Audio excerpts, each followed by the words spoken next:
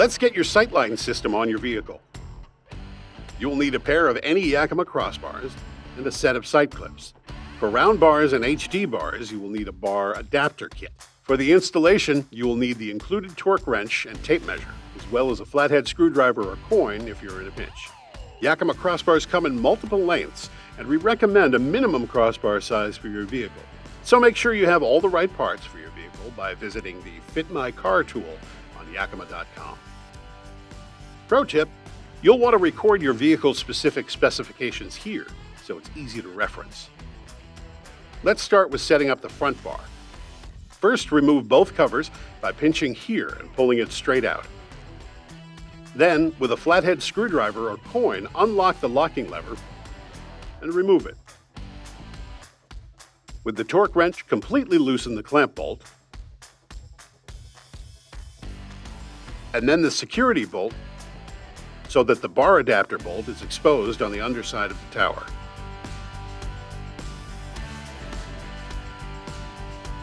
Now we're going to install the crossbars onto the SightLine towers. They differ slightly, so let's dig in. For round bars, install the bar seat and metal crossbar adapter into the tower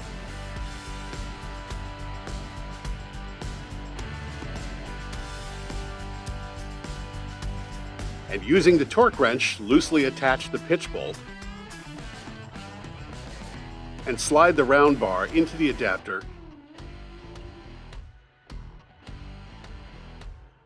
and install the end caps.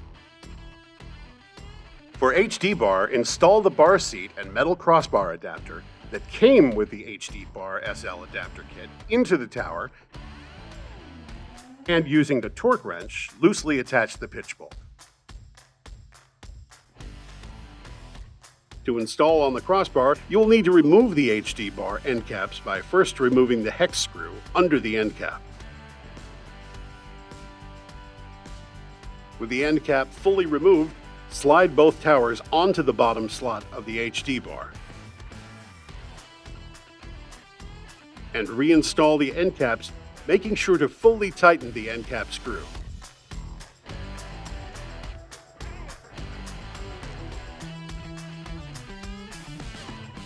For core bar crossbars, install the bar seat and metal crossbar adapter that came with the core bars into the tower, and using the torque wrench, loosely attach the pitch bolt.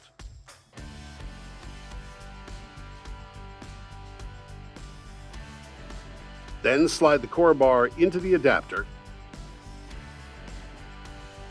and install the end cap. For Jetstream crossbars, install the bar seat and metal crossbar adapter that came with the Jetstream crossbars onto the tower and using the torque wrench, loosely attach the pitch bolt. To prepare the Jetstream bar, remove the rubber infill on the underside of the bar and slide the towers into the bottom slot of the Jetstream bar. Now, with the tape measure, set your M1 measurement using both towers' inside edge as shown, being sure to center the bar by measuring equal distance from the tower to the center arrow.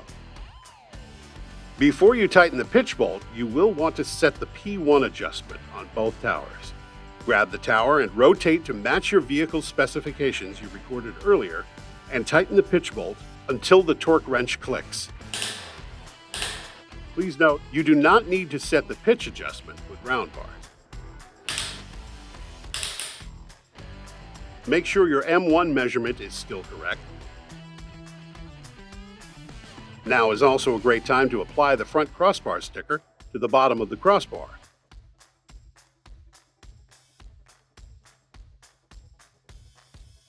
For Jetstream bars, you can now cut and reinstall the bottom infill.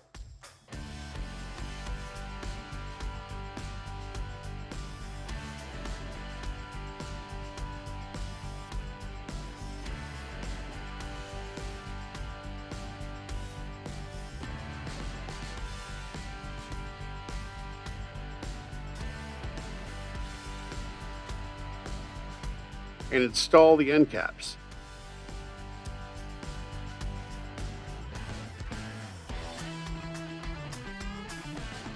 Repeat all the previous workbench steps with the rear bar, but use the provided M3 and P2 measurements.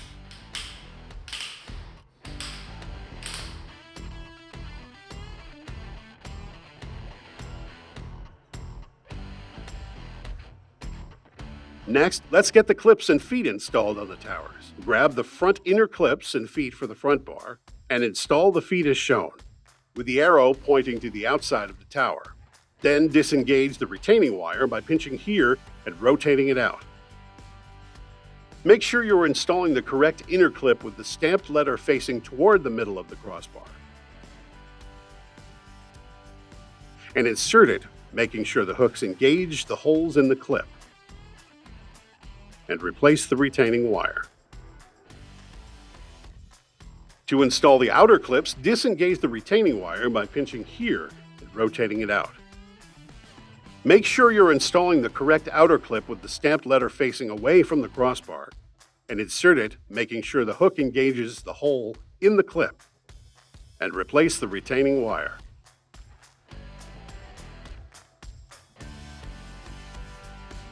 You will need to do this on both towers.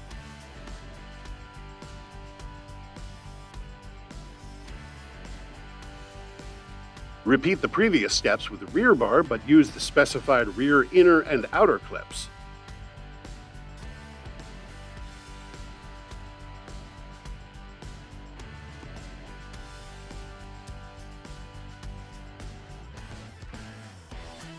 Now it's time to get the front crossbar on your car. Carefully place your front crossbar with the inner and outer clips of each tower straddling your rails. Set the M2 measurement by measuring from the top corner of the windshield to the front edge of the tower. Then, while holding the clips tight against the rail, fully tighten the clamp bolt until the torque wrench goes click. If your vehicle has inner pinholes, make sure the clip lines up with those pinholes before tightening the clamp bolt. With the front bar installed, grab the rear bar and place it on the rail, and set your M4 measurement by measuring from the same point on each bar.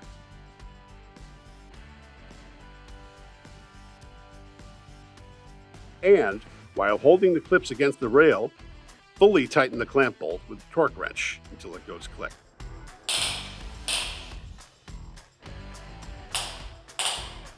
With everything tightened up, check the install. Grab the crossbar and push and pull in all directions. The crossbars should not move.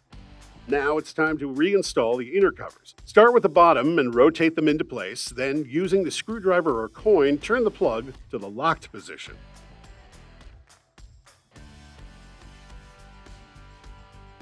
With both bars installed and locked, reinstall all 4 covers, making sure they're fully seated.